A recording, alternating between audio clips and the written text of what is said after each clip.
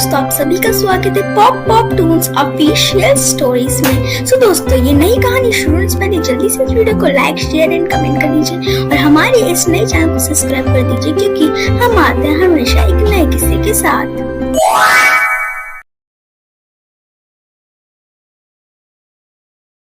ईशा को लगता है उत्कर्ष का प्यार उसके लिए बहुत ज्यादा ही है, पर उसे क्या पता था कि अब आगे चल के उसको इतना बड़ा धोखा मिलने वाला है जो कि शायद उसको किसी से भी नहीं मिला होगा।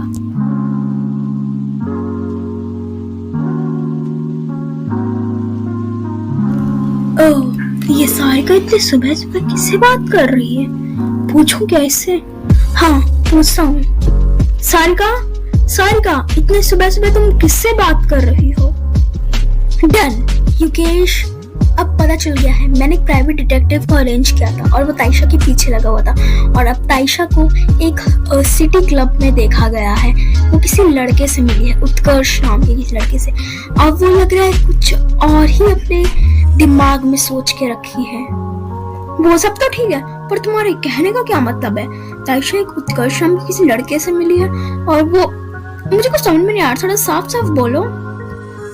देखिए, मुझे तो पहले ही पता चल गया था कि कायरव धोखा देगा ताइशा को, और अब देखो ताइशा को सच में धोखा ही मिला कायरव से। और अब क्या होना है? अब गुस्सा हो गई ताइशा, अब बोलेगी हमसे बदला, इसलिए मैंने ये प्राइवेट डिटेक्टिव को अरेंज किया, और अब वो उत्कर्ष को अपना हथियार बना रही है हम तक पहुंचने के लिए और हमसे बदला लेने के लिए।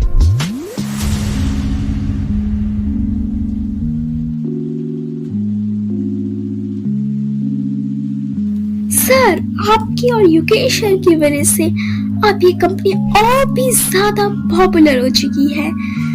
अब ये ग्रोथ अब इसकी इतनी बढ़ चुकी है कि अभी अलग अलग जगहों जैसे कि लुधियाना और अलग अलग जगहों में एक्सपैंड होता जा रहा है हमारी कंपनी। ओह अच्छा, ये तो बहुत अच्छी बात है। तो जो हमारी कंपनी इतनी पॉपुलर होते होते जो दूसरी ब्रांच बन रही है, वो कौन सी जगह पे बन रही है वो ब्रांच? सर, लुधियाना में, और वहाँ पे आधे से ज्यादा काम हो चुका है और वहाँ पे अब सेलिब्रेशन हुआ जाएगा। परसों होगा सेलिब्रेशन। ये कंपनी और भी ज्यादा एक्सपैंड होगी, एक नया ब्रांच खुल जाता है वो भी लुधियाना में, और अब सेलिब्रेशन होगा जिसमें सारे के सारे टीममेट को आना होगा। और उधर सपना, जो कि किचन में खाना बना रही होती है, उसको अपने बड़े भैया अभिराज का बस आने का इंतजार था। तभी फिर अभिराज आ जाता है और कहता है, सपना, मैं आ गया फैक्ट्री से काम करके, पर आ तो गया और मुझे तनख्वाह भी मिली है, पर मुझे तुम्हें कुछ बताना है। तनख्वाह मिल गई है? ये तो बहुत अच्छी बात है, पर भैया आप इतना दुखी दुखी से क्यों बोल रहे हो? क्या कुछ प्रॉब्लम है? अच्छी बात तो है कि तनख्वाह आ गई है, पर सिर्फ 10,000 मिले हैं, और फैक्ट्री में काम तो ऐसे करवाते जैसे किसी जानवर से काम करा रहे हैं, और सिर्फ 10,000 दिया है। 5,000 इस घर का किराए में जाएगा, और बाकी के 5,000 से हम कैसे जिएंगे? और भी तो कई सारी चीजों में हमें पैसे लगते हैं, क्यों, है ना? कोई बात नहीं भैया, वैसे भी 5,000 तो इस घर का रेंट में ही चला जाता है, और बाकी के 5,000 में आराम से निकाल लूंगी पूरे घर का खर्च। आप ऐसे दुखी मत होइए। मेरी बहन तो कितनी भोली है, अभी तेरी उम्र भी होने जा रही है, अभी तेरी शादी भी तो करवाना होगी ना, तो उसके लिए भी तो पैसे जोड़ने होंगे। शादी ब्याह इन सब में भैया मेरा कोई इंटरेस्ट नहीं रहा है। मैं बस चाहती हूँ कि मैं और आप हमेशा खुश रहे, और मुझे और कुछ भी नहीं चाहिए। जिससे शादी, जिससे प्यार था, वो तो अब मुझसे बहुत दूर चला गया है। सपना दुखी होकर वहां से जाने लग जाती है। अभिराज बस उसे दुखी होता हुआ जाता देख रहा था, उसको भी काफी बुरा लगता है, और वो कहता है, सपना खुश रहने की बहुत कोशिश करती है, पर वो बेचारी खुश ही नहीं रह पाती, उसको पल पल स्वयं की याद आती रहती है। मुझे लग रहा है उसको वही सरप्राइज मुझे दे देना चाहिए अब। फिर थोड़ी देर के बाद अभिराज एक फाइल अपने हाथ में लेकर आता है, चेहरे पे एक हल्की सी मुस्कुराहट थी उसकी, और फिर वो सपना के पास आकर कहता है, सपना देखो मेरे पास तुम्हारे लिए क्या है। भैया, ये फाइल कैसा? और आप इतने मुझे खुश क्यों दिख रहे हो? क्या कोई सरप्राइज है मेरे लिए? सपना, ये बहुत अच्छा ऑफर है।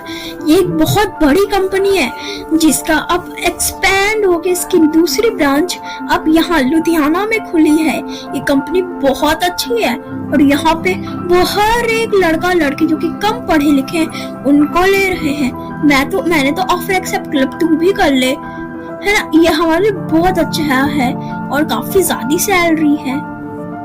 नहीं भैया, मुझे नहीं जाना उस कंपनी में। वैसे भी वहाँ पे कैसे लोग मिलेंगे मुझे, कितनी बड़ी कंपनी है वो, मैं कैसे काम कर पाऊंगी वहाँ पे। ऐसा कुछ मत सोच सपना, वो कंपनी बहुत बड़ी, अच्छी और सेफ है। तेरे को ऐसे कुछ सोचने की कोई जरूरत नहीं है। आज उत्कर्ष के फ्लैट में उससे मिलने के लिए उसका छोटा भाई भार्गव आया था। उसे देख के ताइशा कहती है, अरे उत्कर्ष, ये कौन है? ओह ताइशा, ये है मेरा छोटा भाई भार्गव और भार्गव ये है मेरी होने वाली पत्नी ताइशा। तुम इतने टाइम के बाद आए हो तो तुम्हारे लिए मैं कुछ स्पेशल बना के लाती हूँ। उत्कर्ष, तुम भार्गव से बात करो, मैं अभी कुछ किचन में से स्पेशल बनाकर लेकर आती हूँ। ताइशा भार्गव के लिए कुछ स्पेशल बनाने लग जाती है, पर लिविंग रूम में बैठे उत्कर्ष और भार्गव जो बातें कर रहे थे वो हल्की हल्की ताइशा के भी कानों में पड़ रही थी। भैया, जो आपने काम देते हो वो मुझसे यहाँ पे नहीं होता है। ये मेरठ जैसी जगहों पे अब यहाँ पे वो काम जो आपने देते हो वो अब यहाँ पे नहीं हो रहा है इस मेरठ पे। अरे पागल लड़के, तेरे से छोटे मोटे काम भी नहीं हो जाता तो तुम मेरी तरह कैसे बन पाएगा? हाँ, ये देख बस फ्लैट है और अब देखा है ये ताइशा कितना कुछ लेकर आए, देख कितना कुछ है। हाँ, और तो अब मेरी तरह भी नहीं बन सकता।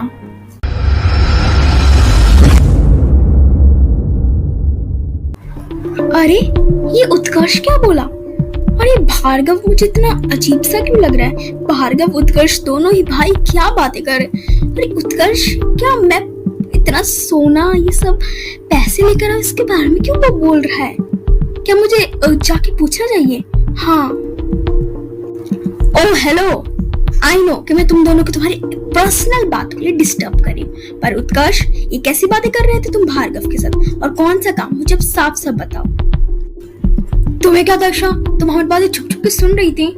जाओ जाकर अपना काम करो, ये मेरे और मेरे भाई के बीच की बात है, तुम इस पे कुछ नहीं बोल सकती हो। उत्कर्ष, ये तुम कैसी बातें कर रहे हो? तुम ऐसा कैसे बोल सकते हो? और वैसे भी तुम दोनों भाई जो बातें कर रहे थे वो लिविंग रूम से ये किचन तक आवाजें जा रही थी। क्या मैं उत्कर्ष तुम्हारी कुछ नहीं लगती?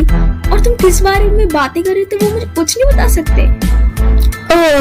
देखो ताइशा, ये जो बात है, चलो ठीक है, अगर तुम इतना ही बोल रही हो तो वो बात बता देगा, पर मुझे लगता है तुम वो बात सबको बता दोगी। उत्कर्ष, मैंने सच्चे दिल से इस पूरी दुनिया में तुम्हें ही चाहा है। अब तुम्हें मैं जो भी बात बताऊं वो मैं किसी को भी नहीं बताऊंगी। मैं तुम्हें पाने के लिए कुछ भी कर सकती हूँ। मैं जो भी तुम बात बोलोगी मैं किसी को नहीं बताऊंगी। आखिर में जाके उत्कर्ष अपनी गर्लफ्रेंड ताइशा को सब कुछ बता देता है एक एक करके। ये सुन के ताइशा बहुत खुश हो जाती है। पता नहीं बात तो पता नहीं थी वो क्या थी, पर ताइशा, भार्गव, उत्कर्ष तीनों ही बहुत खुश थे और आंखों में एक खतरनाक चाल। और उधर सपना अपने बड़े भाई अभिराज की बात सुनकर जल्दी वो नई कंपनी जो कि लुधियाना में खुली थी उसके लिए फॉर्म वगैरह देखने लग जाती है। वो अभिराज तो वो फॉर्म फिल करने लग जाता है, पर सपना वो फॉर्म को देख ही रही होती है कि तभी इसके आगे क्या होने वाला है ये जानने के लिए जरूर देखिएगा हमारा अगला एपिसोड। सो दोस्तों, अगर आपको ये वीडियो अच्छी लगी हो तो लाइक, शेयर, कमेंट एंड हमारे इस नए चैनल को सब्सक्राइब भी कर दीजिएगा।